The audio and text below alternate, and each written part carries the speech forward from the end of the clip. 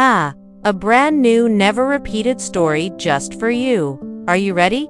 Okay, here we go. In the heart of America, nestled between rolling hills and whispering cornfields, lay the town of Fairview, a place where time seemed to slow down to the rhythm of crickets and the gentle wave of neighbors on their porches. Life here was simple, predictable, and comforting, much like the worn swing in the town square that creaked with the weight of countless children's laughter. But under the surface of this idyllic town, a change was brewing, a shift in the wind that hinted at a new beginning. At No. 42 Maple Street lived a young boy named Sam Parker, a boy with a mop of unruly brown hair and eyes that mirrored the endless summer sky. He was a dreamer, an artist who found solace in sketching the world around him, giving life to his imagination on paper. Sam's world, however, wasn't complete.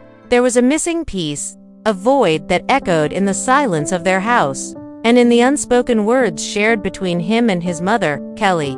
You see, 2 years ago, a part of their lives had been abruptly torn away, taken by a sudden twist of fate, leaving behind a gaping wound of grief. Sam's father, Tom Parker, hadn't just been a man. He had been a beacon of warmth and laughter in their lives, and in the lives of many in Fairview. Every morning, he would hop on his red bicycle and ride down Maple Street, his booming laugh echoing off the houses and his waving hand gracing every porch he passed. He knew everyone in town, and everyone knew him. He was the heart of Fairview. And then, just like that, he was gone, taken by a reckless driver in an instant. Since then, the house on Maple Street had felt strangely empty. Dinner conversations had lost their melody, and laughter had turned hesitant. And Sam found himself spending more and more time in his room, surrounded by his sketches and memories. It was in those quiet moments that Sam found himself longing for the days when his father would come home from his morning rides, bringing with him stories of the town and treats for his favorite boy. He missed the sound of his father's voice, the smell of his leather jacket, and the feel of his strong arms around his shoulder. One Saturday morning, while rummaging through the garage for a soccer ball, Sam stumbled upon an old wooden box, tucked away in the corner, covered in dust and cobwebs. Curiosity tugged at him, and with trembling hands, he lifted the lid. Inside, nestled in layers of tissue paper, was his father's beloved red bicycle. It wasn't just a bicycle. It was a symbol of his father's spirit, a tangible link to the man who had made their home on Maple Street feel like a haven of joy. The bicycle had been silent for 2 years, its tires deflated, its bell silent, its chain frozen in time. But as Sam gazed at it, a spark ignited within him, a spark of determination and remembrance. In that moment, kneeling beside the bicycle, Sam made a quiet promise to himself and to his father's memory. "I'm going to fix this bike, no matter what," he whispered, his voice catching in his throat. The task seemed daunting, like trying to mend a broken heart with glue and wire.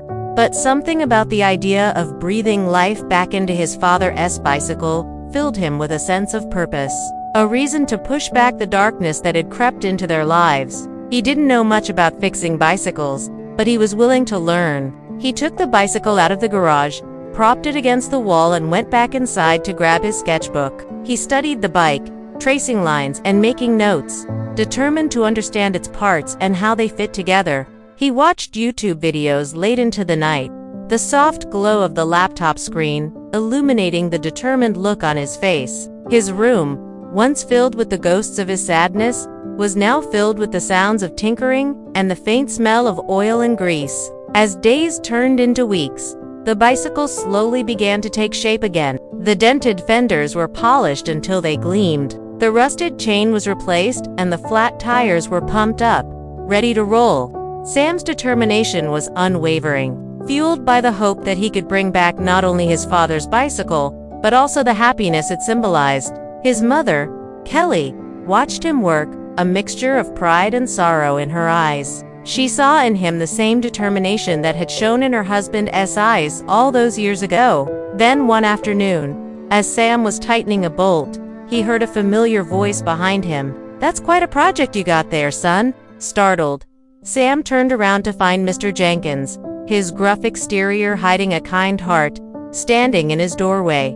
Sam explained about his plan to fix the bicycle, and Mr. Jenkins, his eyes twinkling, offered to help. "Your dad always said a hand up is better than a hand out," he said, extending a hand towards Sam. And just like that, a partnership was formed. Mr. Jenkins, with his calloused hands and vast knowledge of all things mechanical, guided Sam patiently through the process, explaining why and how, ensuring that each step was not just a task, but a lesson. Their garage, once a place of solitude for Sam, became a hub of activity filled with the sounds of hammering and the camaraderie of two generations bonding over a shared purpose. Slowly but surely, the bicycle began to resemble its former self. The once dull paint gleamed in the afternoon sun, the gears shifted smoothly, and the pedals spun freely. But it was more than just a bicycle. It was a testament to the power of perseverance and the healing touch of friendship. As news of Sam's project spread through the close-knit community of Fairview, more hands reached out, wanting to be a part of this heartwarming endeavor. Mrs. Thompson, known for her delicious apple pies, dropped off a can of red spray paint, its label reading, "Just for your dad's bike." Eli from next door, a lanky teenager with a shy smile, brought a set of shiny new reflectors, having saved his allowance for weeks to afford them. Even Mr. Lopez, the gruff owner of the local hardware store, couldn't resist the pull of the community's spirit, dropping off a new bell and a packet of tools.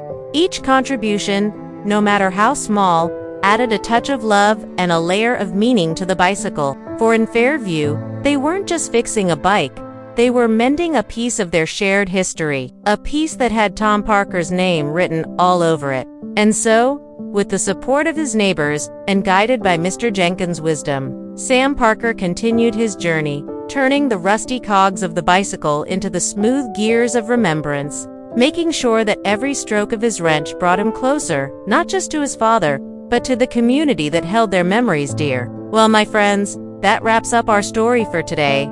What did you think? Did you enjoy the tale of young Sam and his quest to fix his late father's red bicycle? I sure hope you did. And if you did, don't forget to hit that thumbs up button. If you liked it, share your thoughts in the comments. Your feedback means the world to me.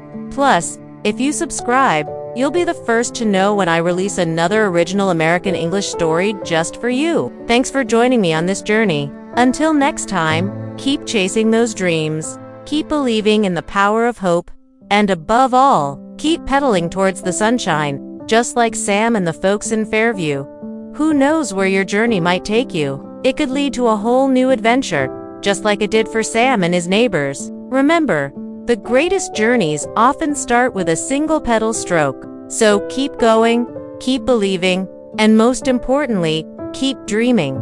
That's where the magic happens.